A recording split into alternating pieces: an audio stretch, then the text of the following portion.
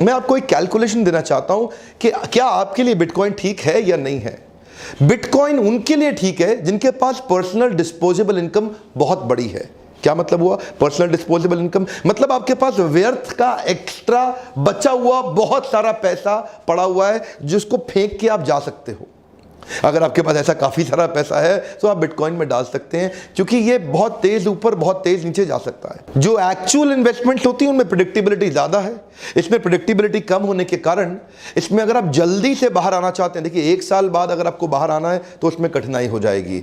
1 साल बाद क्या होगा किसी को कुछ नहीं पता। लेकिन आज अगर आप इसको डेली सुबह शाम मॉनिटर करते हैं तो ठीक है, वो भी तब जब आपके पास कुछ बड़ा एक्स्ट्रा अमाउंट जिसको पूरी तरह खोने पर भी आपको दुख नहीं होगा, तब बिटकॉइन आपके लिए ठीक है। अमिताभ बच्चन जी का भी पैसा बिटकॉइन में बहुत तेज अचानक बढ़ा, बहुत तेज अचानक घटा। ये जो बहुत तेज बढ़ना और बहुत तेज घटना जो है ना, इसको एक्चुअली इन्वेस्टमेंट नहीं बोलते, इसको गैम्बलिंग बोलते हैं। समझने के लिए थोड़ा कंपैरिजन ले लेते हैं। एक है वर्चुअल इन्वेस्टमेंट, एक एक्चुअल इन्वेस्टमेंट। वर्चुअल में हम ले रहे हैं बिटकॉइन को, एक्चुअल में ले रहे हैं चाहे आपका डेट फंड, आपका इक्विटी का फंड, आपके गोल्ड, आपके शेयर, आपकी प्रॉपर्टी, आपके बाकी सारी एफडी, पीपीएफ एक्सेट्रा जितनी भी तरह की इन्वेस्टमेंट्स हैं, इनको हम एक्चुअल मानते हैं, इसको वर्चुअल मानते हैं। एक्चुअल और वर्चुअल में फर्क ये है, एक्चुअल थोड़ा लेजी है, थोड़ा स्लो है, लेकिन प्रेडिक्टेबल है। ये बहुत फास्ट है, अनप्रेडिक्टेबल है और बड़ा वॉलेटाइल है। दोनों में बड़ा अंतर है। एक एक करके छोटे छोटे कंपैरिजन देखते हैं। एक दिन 19,000, अगले दिन 12,000, उसके अगले दिन फिर 15,000। तो ये जो शार्प ऊपर नीचे जाना,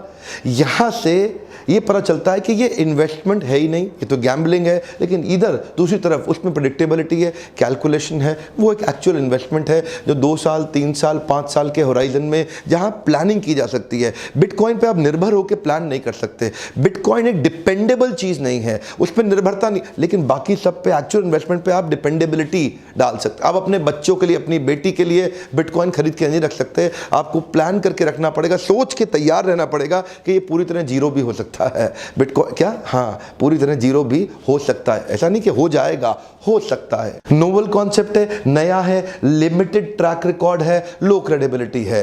पुराना कॉन्सेप्ट है, स्टेबल है, डिटेल ट्रैक रिकॉर्ड है, हायर क्रेडिबिलिटी है।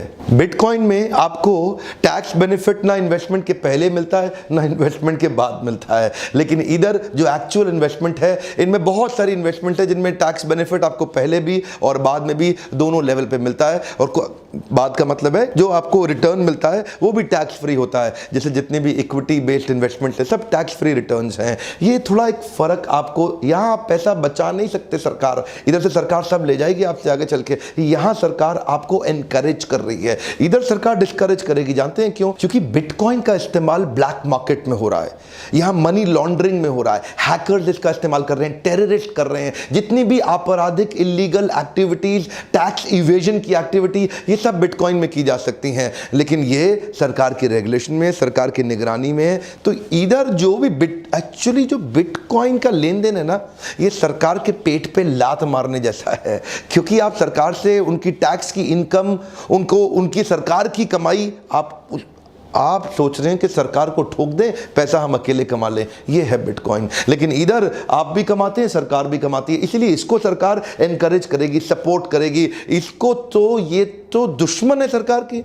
तो किसी भी दिन सॉवरेन सपोर्ट इधर कभी नहीं मिलेगा आपको। इधर सॉवरेन सपोर्ट रहेगा, यहां पे आपको सरकार मदद करेगी, एनकरेज करेगी, इधर नहीं।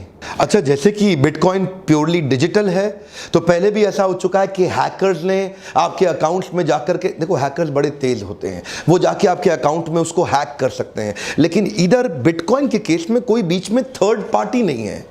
अब लेकिन देखिए, हैक तो कुछ भी हो सकता है, बैंक्स भी हो सकते हैं, आपके क्रेडिट कार्ड भी हो सकते हैं, डेबिट कार्ड भी। लेकिन बीच में एक थर्ड पार्टी इन्वॉल्व है, बीच में गवर्नमेंट है, बीच में बैंक्स हैं। तो यहां पे क्या है, अगर गलती से आपके क्रेडिट कार्ड का पैसा किसी और के अकाउंट में चला गया, वो रिवर्स हो सकता है।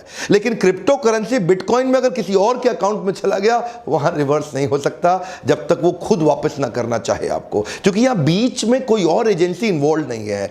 क्रेडिट कार्ड के केस में, डेबिट कार्ड के केस में, बैंक अकाउंट के केस में बीच में बैंक है, वो देखेगा कि इसका पैसा इसके अकाउंट में गलत चला गया तो वो रिवर्स आ सकता है उसकी इच्छा के बिना। इधर रिवर्स नहीं आएगा उसकी इच्छा के बिना। वो नहीं चाहे तो नहीं दे, आप उखाड़ लो, क्या कर सकते हो। ये बिटकॉइन में ऐसा नहीं मैं बोल रहा असुरक्षित है, कहीं डोंट टेक मी रॉन्ग, मैं ये नहीं बोल रहा कि ये असुरक्षित है, लेकिन हुआ तो है ही। 2-3 दफा बड़ी हैकिंग हुई है बिटकॉइन के अंदर, आगे भी हो सकती है। बिटकॉइन माइनिंग मार्केट प्लेस से, नाइस हैश से $70 मिलियन की हैकिंग हुई थी बिटकॉइन की। ये क्रिप्टो करेंसी एक्सचेंजेस और वॉलेट से कई बार हुआ है। बड़ा साइबर अटैक हुआ था biggest bitcoin exchange market place mount Gox पे।